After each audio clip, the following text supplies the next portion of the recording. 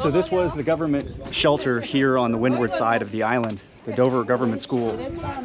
It collapsed in the first part of the storm and everyone had to run for cover to the library. Now, this is the makeshift shelter. This is it. This is where everyone is taking shelter at this point. At least, right? 30 some people?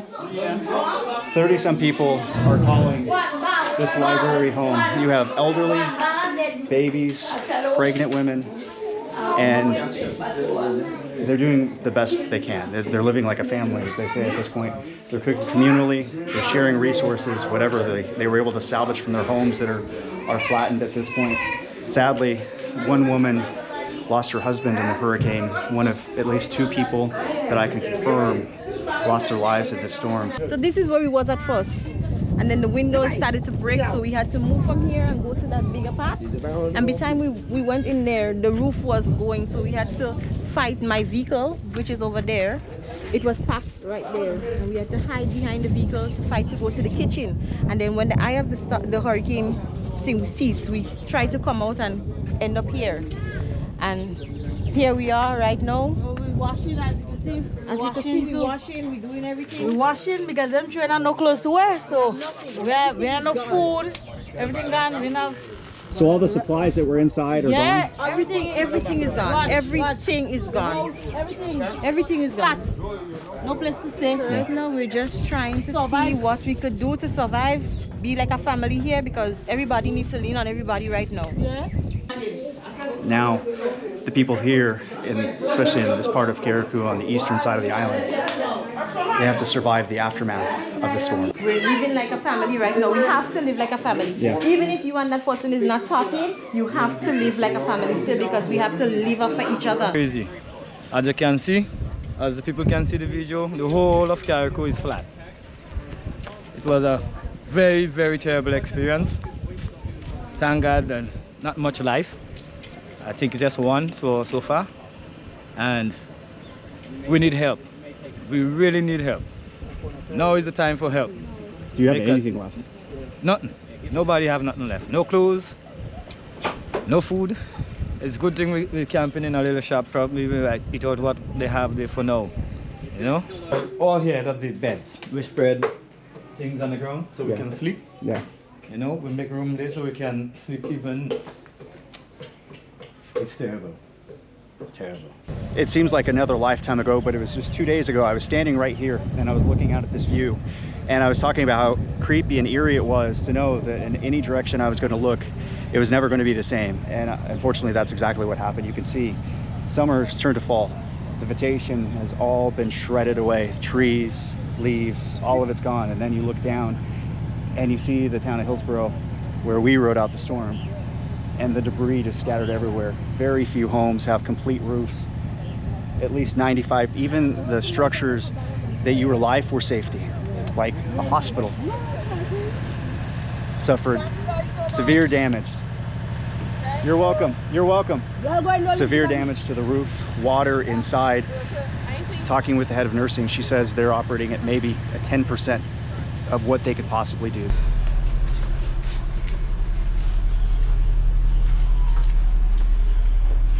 Well, we really have no way to operate. Everywhere is a mess. Water, water, water. So what room is this normally? This was the laundry room, staff room. Uh-huh. Back there, good. We could have come here. Yes, the supply room. If you were to sum up the condition of the hospital right now, how would you sum it up to people?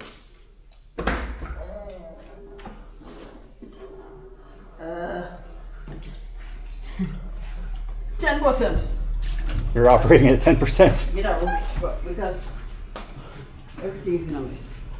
10%. The whole roof gone. The whole roof is gone. The solar gone. Everything gone. 10%. All there was this maternity. The phone. Ooh. So we can do, if delivery comes, we might have to use casualty. So, everything. And this is the mother's maternity room? Yeah. And there's water still leaking down. And this is the operating room? This is the this is the living room. Oh, wow. I've been here 2 days. I've to do everything, cooking, patients, everything. And staff, most of the staff roof gone, so we can pressure it. So if we get the generator on, we get the generator on this morning. Yeah. All the diesel gone down in the. Just leaked out? No, that went down to the bush, but we went down to pick it up. So Yeah. the generator roof gone. But it's on now. Okay. It's on now. So they pick up some of the diesel and the tax, so they cool them back up. Yeah. Wow.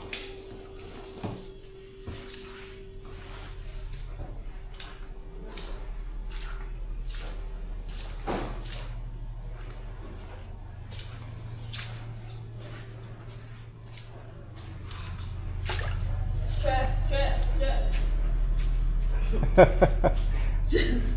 How many people do you have working here right now? We have about, well, some went home last night, Yeah. this morning from 2 days, and some came in this morning. The doctor was here for 2 or 3 days. How many people have you had to treat from the hurricane? Well, they just started coming in from last night, laceration, a lot of laceration and so. So we tried, we treat them, send them home. Yeah. Because nobody can really stay here. Nobody can stay. Nobody.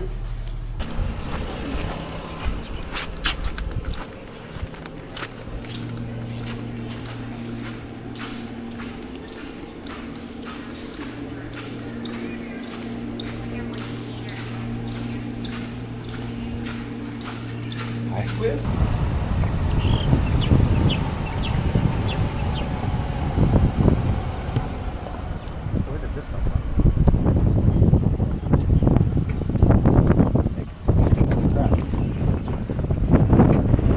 That's insane.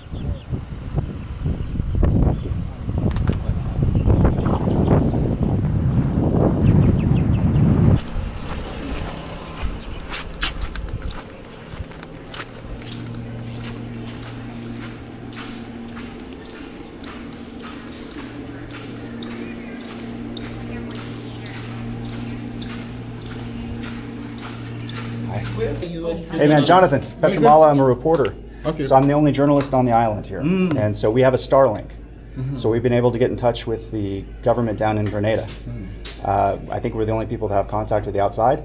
They want to be able to get in touch with you guys, but nothing's working satellite-wise. Yeah, well, communication is done. Yeah, so we can set it up outside and give you guys 10 minutes if you want to call down to the government in Grenada and communicate with what's happened here. That will be fine. Okay, so we're going to set it up right outside if you want to come outside. Yes. Okay, what was your name? Williams, Javan Williams. Nice to meet you, Jonathan. All right, nice. And again, I'm documenting all of this because this is a big story that the whole world wants to know about. So. Okay. All right, thanks guys. Thank you.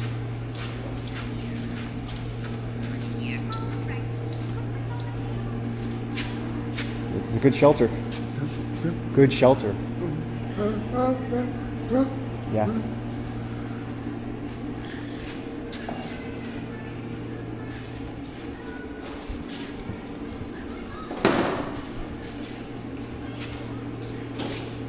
So this is a shelter for the people here? EOC, the Emergency Operating Center. Okay, I got you.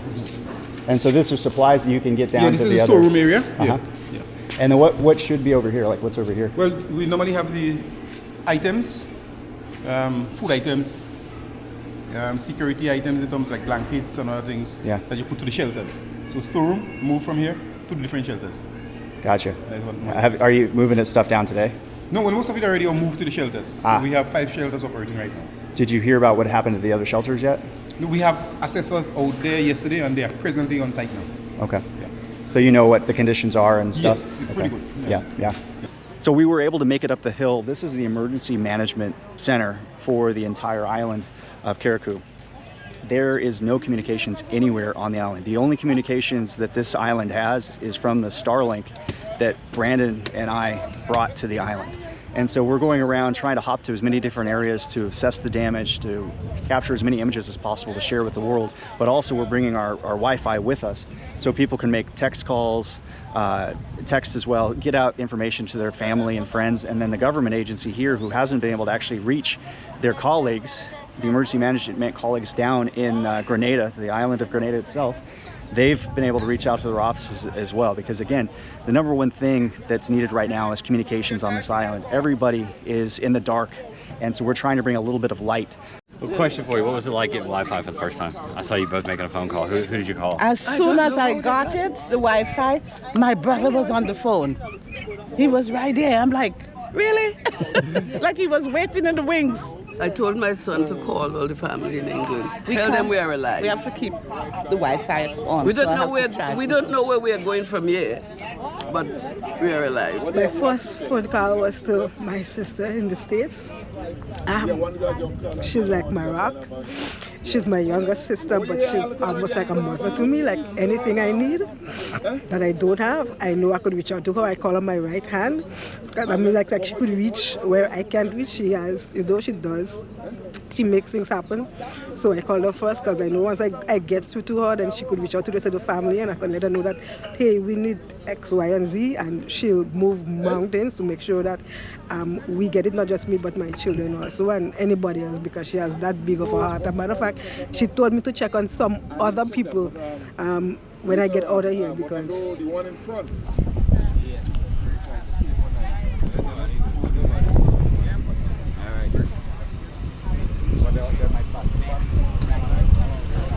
You know how to attract the party. I yelled. That two we don't match fine.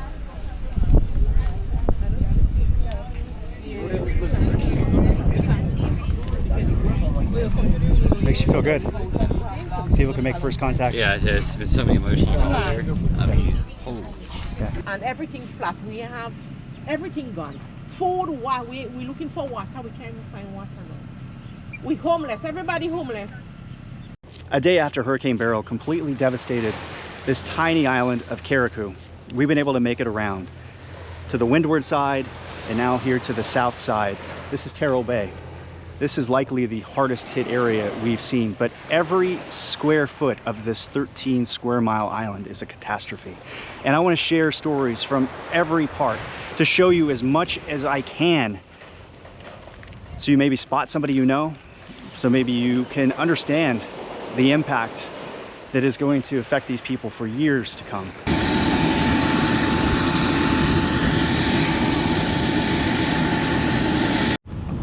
What your impressions? You flew in, you see this island, it's gone from summer to fall, everything is stripped bare. No, I mean, it's utter and complete devastation, not just of the homes, but the environment. I mean, mangroves, the trees. You know, it's like a war, and in a sense, that's kind of what I think we're going through, climatic war. So, you know, it's emotional, it's tough to see. It's tough to take Carriacou, a beautiful place, and really and truly, you know, in half an hour, everything has been destroyed. So it's tough. We're gonna have to fight through it day by day, you know, hour by hour, minute by minute. So, you know, I'm just here to make sure that the people of Carriacou know that we're with them. And we will do everything that we can to make sure that we can help them put back their lives together and hopefully do it in a more sustainable and resilient manner. What's been the biggest challenge as a small government like this? Absolutely. Well, the first issue is communications. I mean, once the communications went down, you're pretty much in the dark. And if it wasn't for you guys late last night, you might have still been in the dark. So obviously, with the comms, we were able to mobilize and at least get here. And the idea is really first and foremost to do a rapid assessment of what is required to identify persons who might be physically ill or injured, to try and see how we could evacuate them as quickly as possible to Grenada, to try and get that doing, and then to start having the supplies rolling in. The supplies have already started coming in. I mean, a lot of relief from Guyana, Trinidad. Samaritans first landed when we were coming in. The chopper we came up will have medical supplies on it. So, you know, we think the mobilization is going to be rapid, but we want it to be sensible and orderly as well. We want the people of Carriacou to have an input and a say in it, because after it's their lives and they have to sort of give some guidance as to, you know, how they want to rebuild. What's the biggest thing you want to get across to the people of Carriacou and the people in Grenada and about the family that they have here? No, I think for Carriacou, first and foremost, is to let them know that everyone in Grenada is rooting for them. If people could come up in droves themselves, they would come up almost immediately right now. But obviously, there's probably no place to stay. So we're going to have to make sure that we're creative in terms of how we can get people on island to actually help with the work, even if there might be homes or places to house them, whether they just stay on the boats, you know, whatever it is. But I can tell you, even in my constituency, there are 40 guys who volunteered already. There are people with heavy equipment who are happy to just come up with a boat and do it. But we told them we need to come get an assessment here from Kevin and the crew as to what is, you know, the impressions or where they think the priorities are first, and then we can guide it by that and take it from there. What's the realistic timeline for relief? From tomorrow. Yeah, from tomorrow. I mean, these planes actually, I mean, obviously one of the things we're trying to do is to see whether there's any possibility of putting on some night lights so we can get flights in later as well. But essentially everybody who's here is basically part of the support volunteer team to sort of do the rapid assessment, and we expect relief to start flying in from. Have you ever seen anything like this? You know, I saw a bit of this in 2004 when we had Hurricane Ivan in Grenada. You know, it brings back some of those devastating images, but you know, Carriacou is smaller, so it's almost complete and total here. So it's not, you know, I wouldn't wish this on anybody. Us being here, did it help? No, absolutely. I think your footage has shown the world this is not some joke. This is not, you know, people sitting in nice conference rooms and talk about climatic change and the environment and all these things. And this is not a game.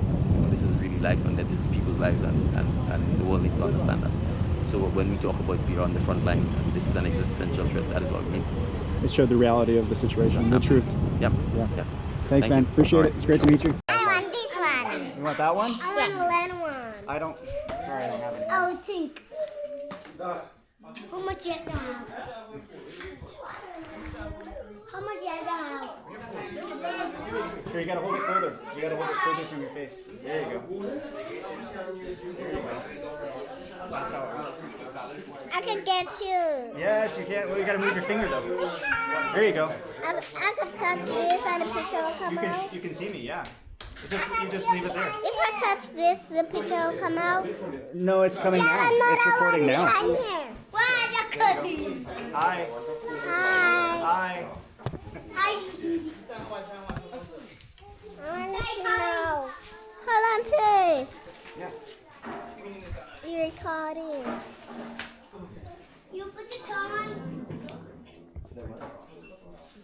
Yay! Diabetes? I'm seeing me. I'm seeing me. I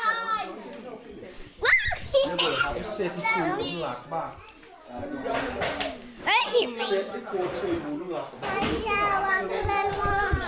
And I will stop fighting Ori. Okay?